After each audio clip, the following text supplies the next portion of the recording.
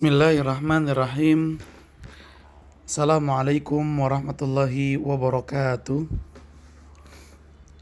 Alhamdulillahi hamdan katsiran thayyiban mubarakan fi kama yuhibbu rabbuna wa yarda, wassalatu wassalamu ala man la nabiyya ba'dah. Amma ba'd.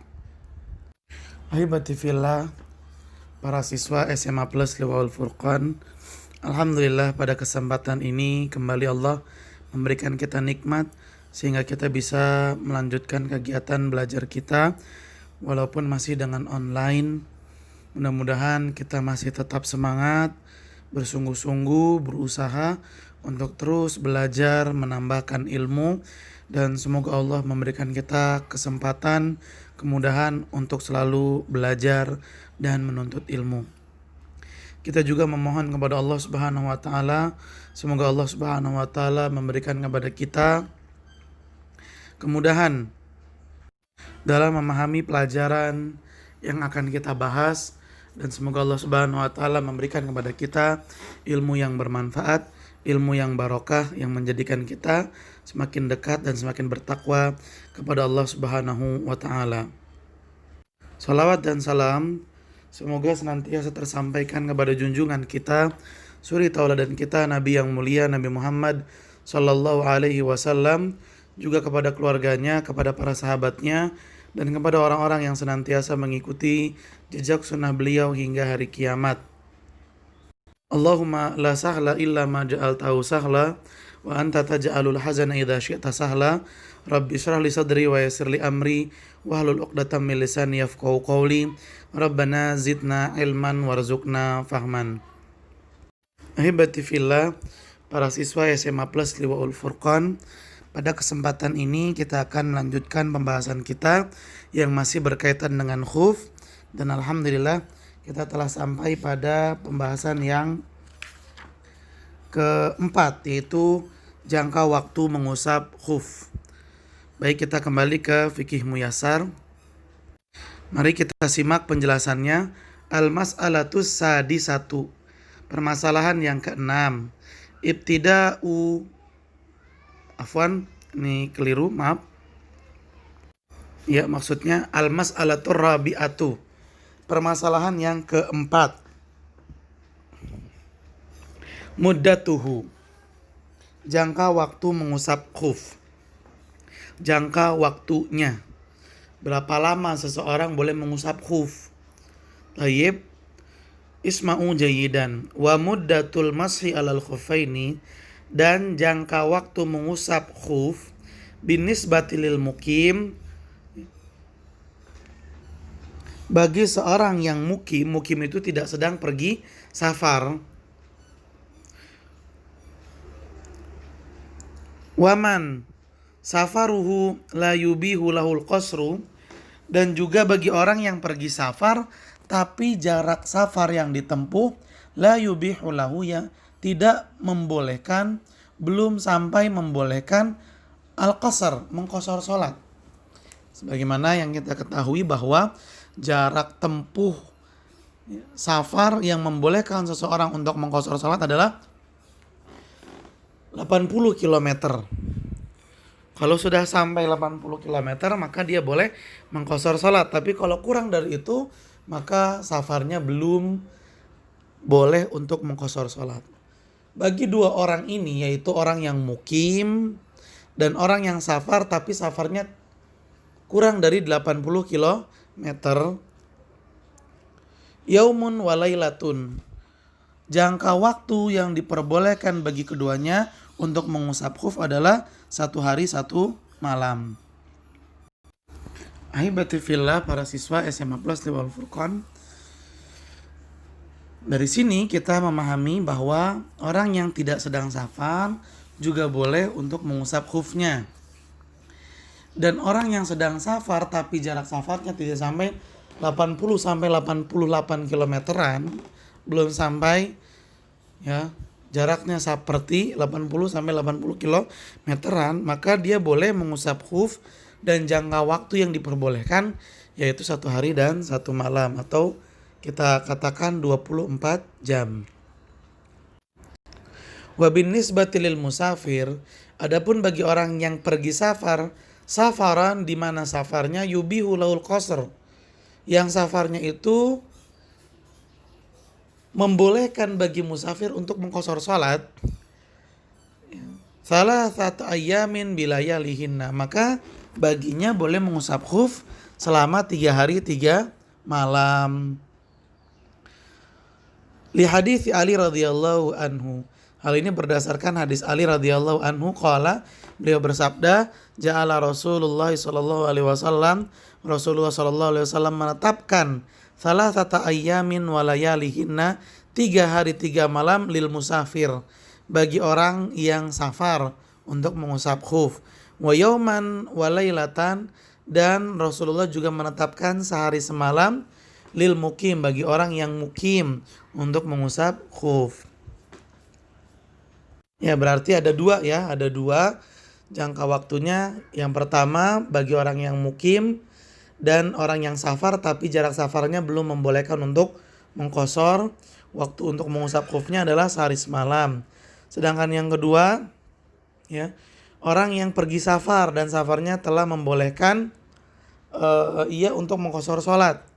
Jangka waktunya adalah 3 hari 3 malam. Tayyib, kita lanjutkan. Al-mas'alatul khamisatu, permasalahan yang kelima, mubtilatuhu, pembatal mengusap khuf. Perkara-perkara yang menjadikan mengusap khuf tidak boleh lagi. Wa yabtulul mashu bima ya'ti. Mengusap khuf menjadi tidak sah karena beberapa sebab. Al-awwal, yang pertama, idza hasala ma yujibul gusla. Apabila hasala terjadi ma sesuatu yujibu yang mewajibkan gusla, mandi junub. Jika terjadi sesuatu yang mewajibkan mandi junub, batalal mashu, maka batallah bolehnya mengusap khuf. Saat itu mengusap khuf sudah enggak boleh lagi. Li hadits Sofwan bin Asal. Hal ini berdasarkan hadis dari sahabat yang bernama Sofwan bin Asal radhiyallahu anhu. Qala, beliau berkata, kana nabiyyu sallallahu alaihi wasallam ya'muruna, dahulu Nabi sallallahu alaihi wasallam biasa memerintahkan kami, ya'muruna, memerintahkan kami, idza kunna safaran, apabila kunna safaran, kita ini sedang safar, alla nanzi'a, beliau memerintahkan kita untuk tidak melepas khuf kita, alla nanzi'a, agar kita tidak melepas khifafana, khuf kami, salah satu ayamin walayalihinna, selama 3 hari 3 malam, ila min janabatin, kecuali kalau terjadi junub.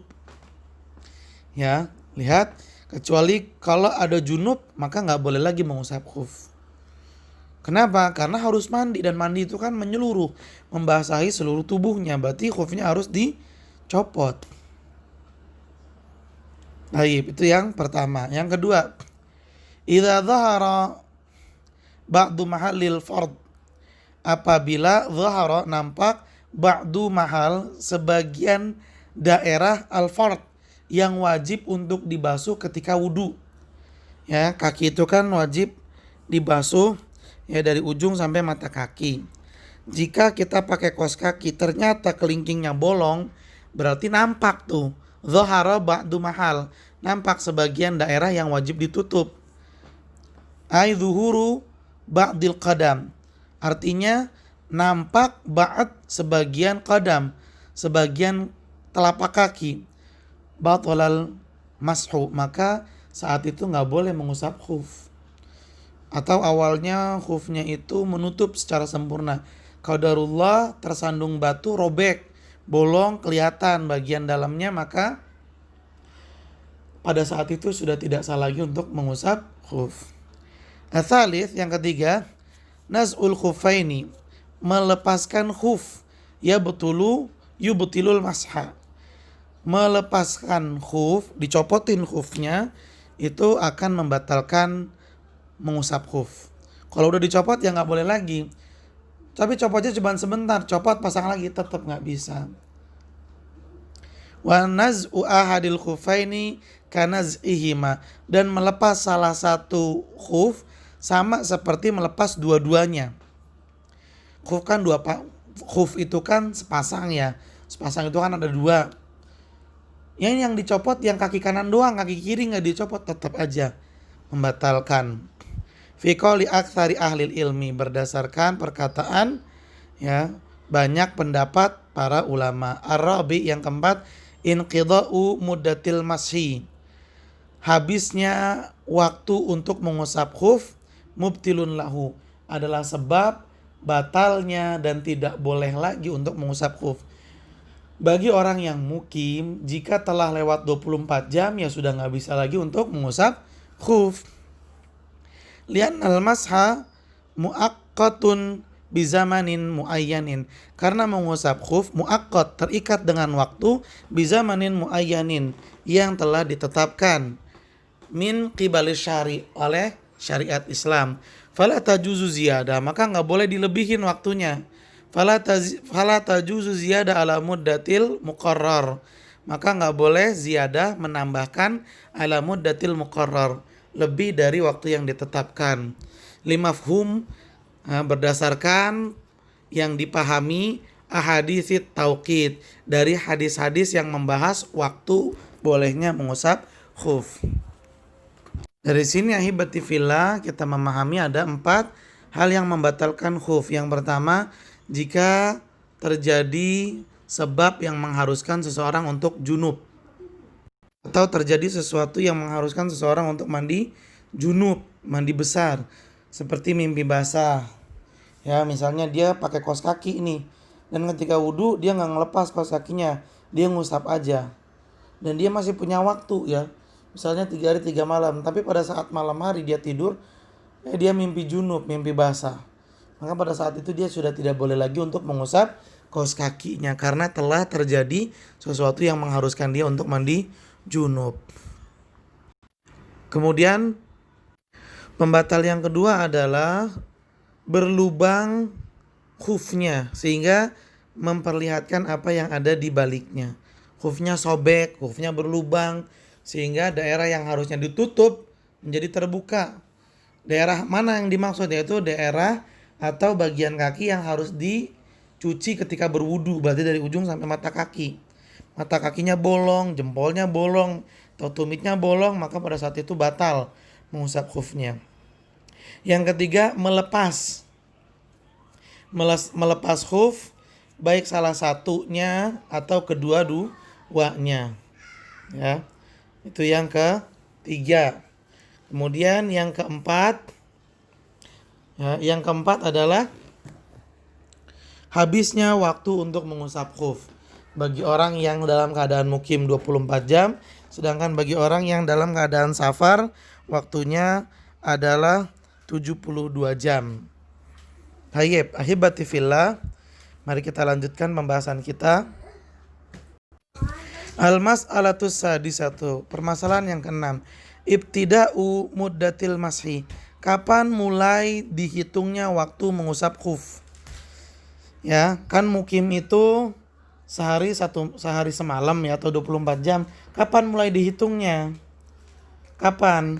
Musafir itu kan 3 hari 3 malam atau 72 jam. Kapan mulai dihitungnya? Baik, ini kita akan bahas. Wa tabtadi'u muddatul masih minal hadathi ba'dal lubsi.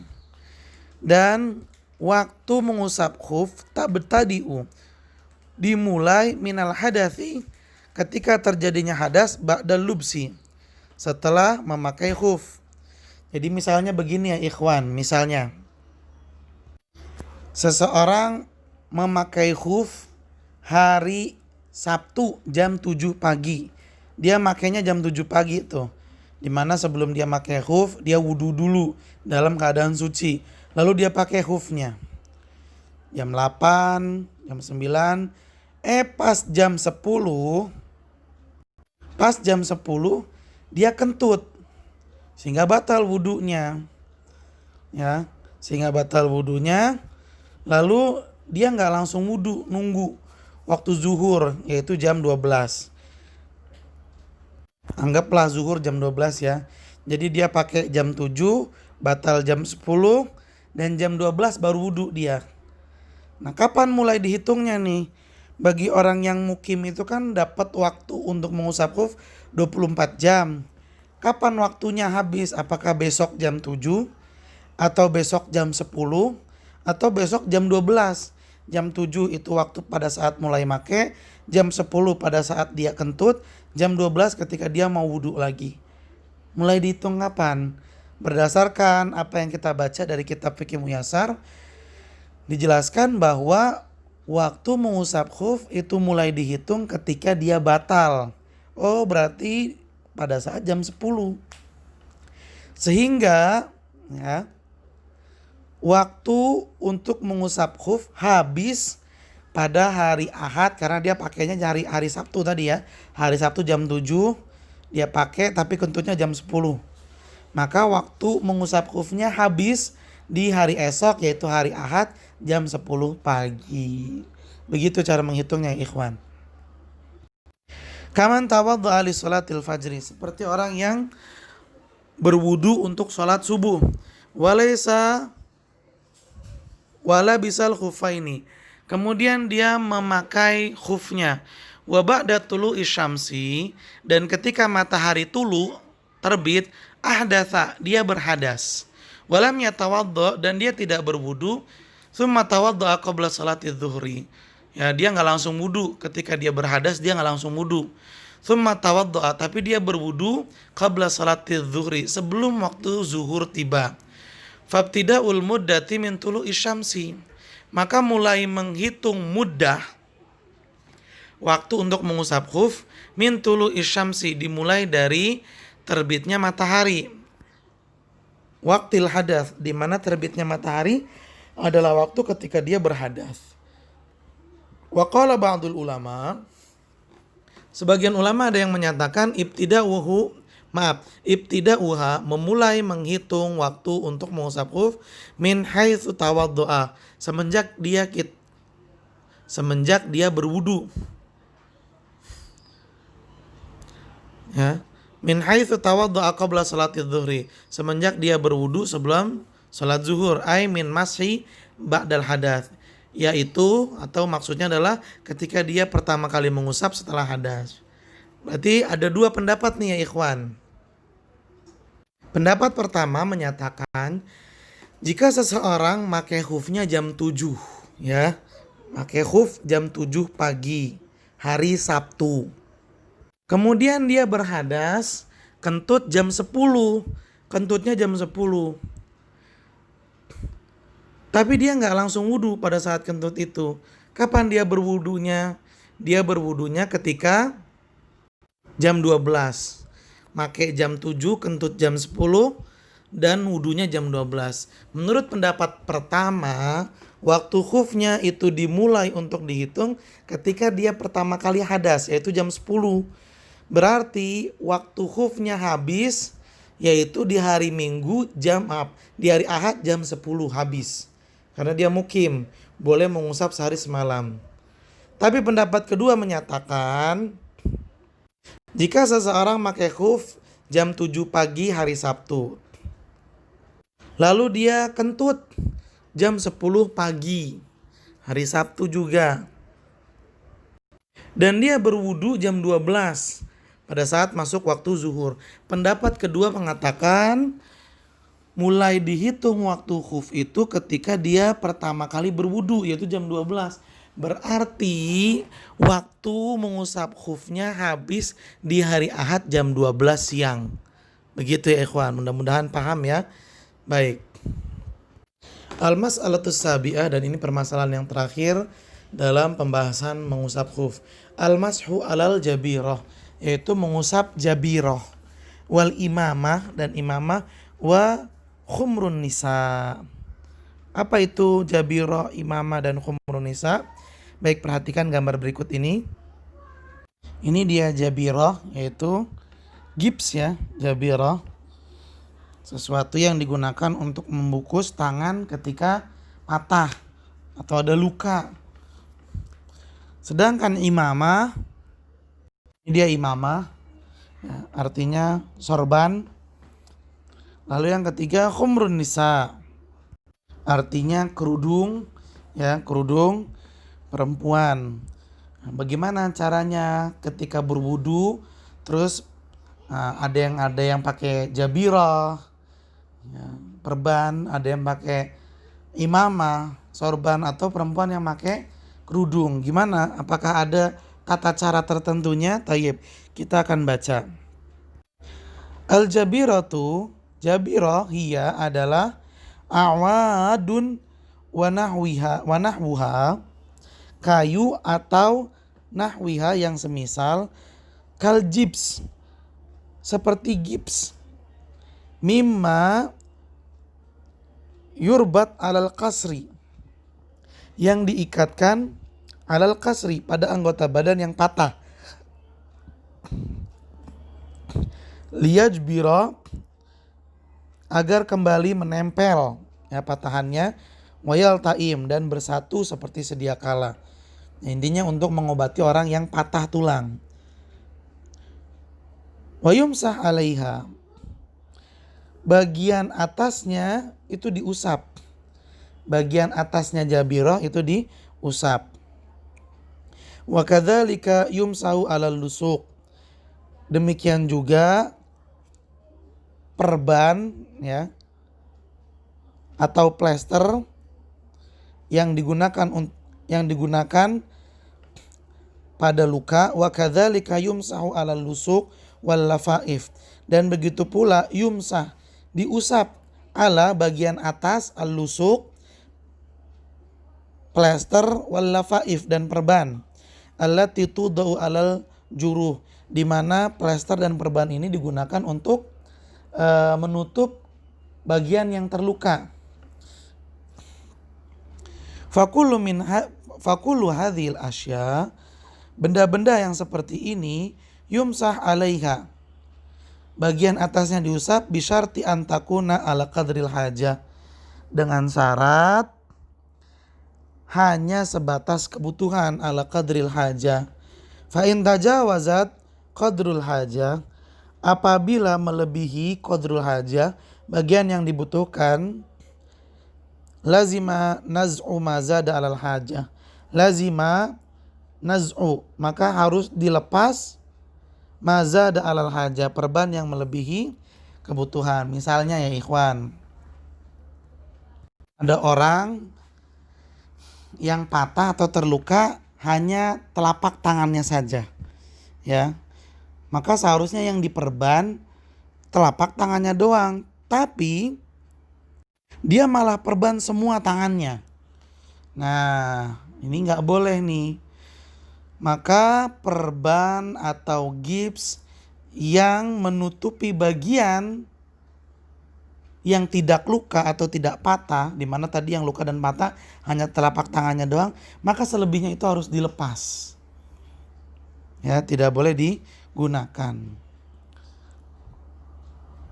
Tayyib, kita lanjutkan. Wa yajuzul mashu alaiha, dan dibolehkan mengusap gips, perban, plester, ya, boleh mengusap bagian atas gips, perban, plester, fil hadatsil akbar, baik untuk hadas besar, wal asgor, begitu pula untuk hadas kecil. Walaysa lil mashi alaiha, dan mengusap benda-benda tadi, gips untuk patah tulang, perban, plester untuk luka, boleh diusap bagian atasnya, walaysa lahu waktun muhaddad, dan nggak ada batas waktunya, nggak sehari semalam dan nggak 3 hari 3 malam, enggak, ya, walaupun dia mungkin juga waktunya nggak terbatas. Bal yamsa alaiha ila naz'iha au shifa ma tahtaha, bal yamsa alaiha, boleh mengusap bagian atasnya, ya, bagian atas gips, bagian atas perban, bagian atas plester, ila naz'iha, sampai dia dibuka, dicopot, au shifa ma tahtaha, atau sembuh ya bagian yang ditutup. Kalau sampai sebulan ya sebulan nggak apa-apa.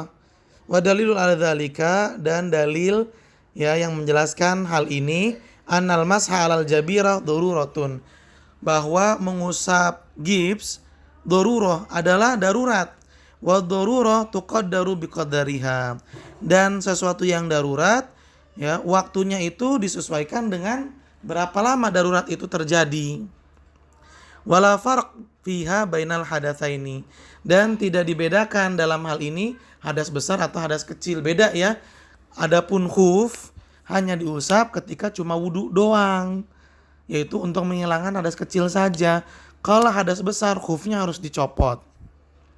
Tapi kalau perban, plester, gips ya, maka bisa diusap baik untuk wudu saja atau ketika mandi junub. Ya, untuk menghilangkan hadas kecil, juga untuk menghilangkan hadas besar, gips, plester dan perban tidak perlu dilepas. Terus bagaimana? Cukup diusap bagian atasnya saja. Ya, jadi yang diusap bagian atasnya saja ya. Kalau misalnya yang tertutup hanya telapak tangannya saja, berarti yang dibasuh dengan air adalah yang terbuka, yang tidak ditutup oleh gips. Ya, dari pergelangan tangan sampai siku itu diusap semuanya.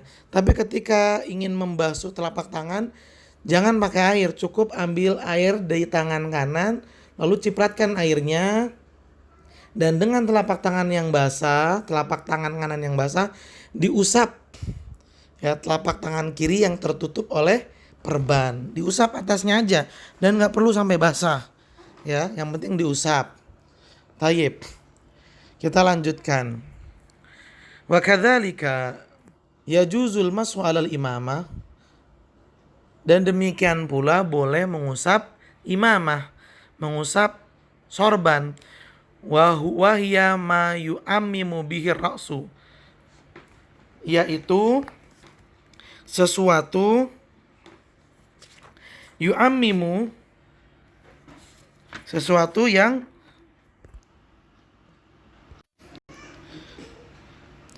yaitu sesuatu atau kain yu'ammimu biha, yang menutupi dan melingkar bihi ras, pada kepala, wa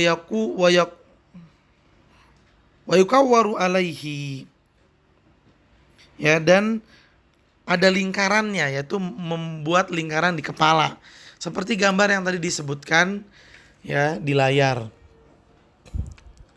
Wa dalilu ala dzalika, dan dalil bolehnya mengusap sorban ya, ini dia sorban ya, dan dalil yang membolehkan untuk mengusap sorban adalah hadis Al-Mughirah bin Syu'bah, hadis yang diriwayatkan oleh sahabat Mughirah bin Syu'bah radhiyallahu anhu, anna Nabiya sallallahu alaihi wasallam, bahwasanya Nabi sallallahu alaihi wasallam masaha ala imamatihi, beliau mengusap bagian atas sorban kepalanya, wa ala nasiyah, dan ubun-ubunnya, wal khuffaini, dan dua khufnya.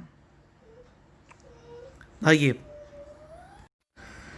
Wa hadis, dan juga hadis annahu sallallahu alaihi wasallam, bahwasanya Rasulullah sallallahu alaihi wasallam masaha 'alal khuffaini, beliau mengusap bagian atas dua khuf beliau, wal khimar, dan penutup kepala, yakni al imamah, yaitu imamah.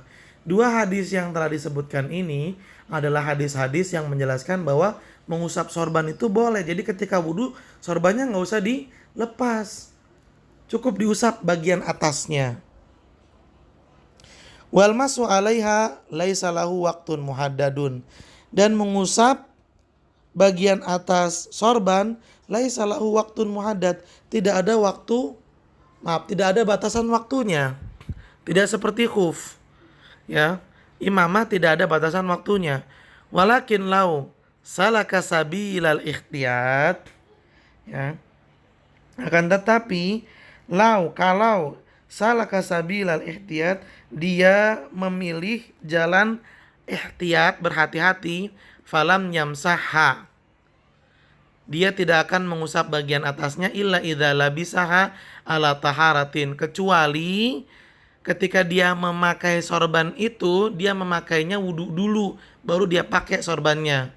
Wa fil muddatil muhaddadah lil mashi alal khuffaini, dan dia hanya mengusap sorbannya selama waktu yang ditetapkan oleh syariat untuk waktu mengusap khuffain. Jadi pada dasarnya mengusap imamah itu nggak ada batasan waktunya. Tapi untuk kehati-hatian, hendaklah mengusap imamah itu pertama, sebelum memakai imamah, wudu dulu biar memakainya dalam keadaan suci. Yang kedua, mengusap imamahnya hanya pada batas waktu yang ditetapkan oleh syariat, sebagaimana syariat menetapkan batas waktu untuk khuffain, yaitu mukim sehari semalam dan musafir 3 hari 3 malam. Lakana hasanan, maka mengusap imamah dengan ketentuan tadi, yaitu sebelum memakainya wudu dulu dan hanya mengusapnya pada waktu yang ditetapkan oleh syariat untuk mengusap khuf. Disamakan waktunya antara mengusap khuf dengan imamah, lakana hasan, maka itu lebih baik.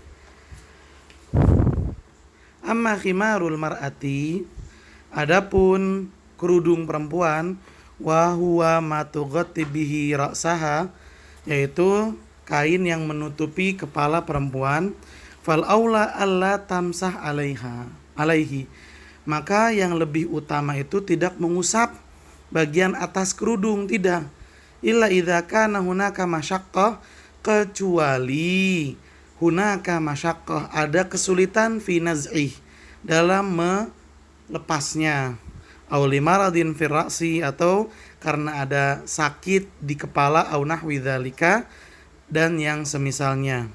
Walau kana ra'su mulabbadan bihinain, apabila kepala perempuan mulabbad, ya diolesi bihina, diolesi dengan pewarna henna, pewarna rambut ya, au ghairihi, atau yang semisalnya, fayajuzul mashu alaihi, maka boleh mengusap bagian atasnya. Ya, kalau misalnya pakai pewarna rambut itu kan rambutnya jadi lengket gitu ya, sulit untuk meratakan air wudhu ke semuanya, jadi cukup hanya mengusap bagian atasnya saja. Dan pewarna rambut yang dimaksud di sini adalah henna ya, yang herbal. Fayajuzul mashu alaihi, boleh mengusap bagian atasnya. Li fi'lin Nabi sallallahu alaihi wasallam, hal ini berdasarkan perbuatan Nabi sallallahu alaihi wasallam.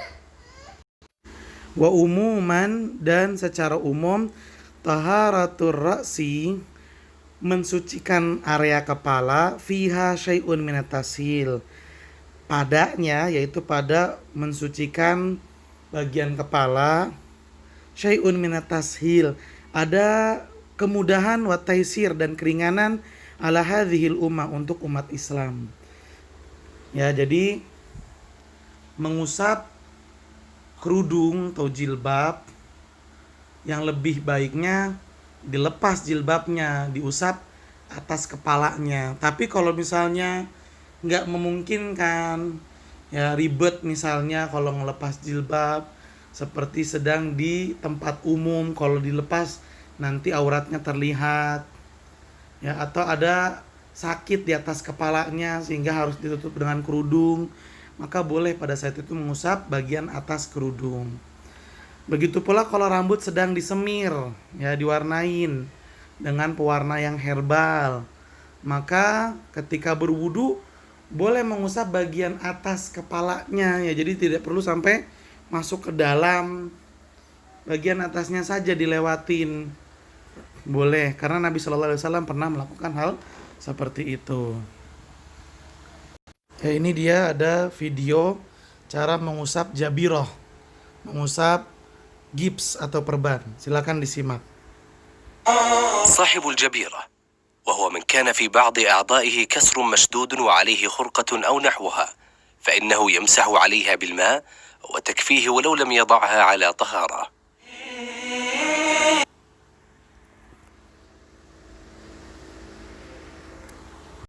Dan ini adalah cara untuk mengusap imamah, ya, sarban yang dipakai di atas kepala. Silakan disimak.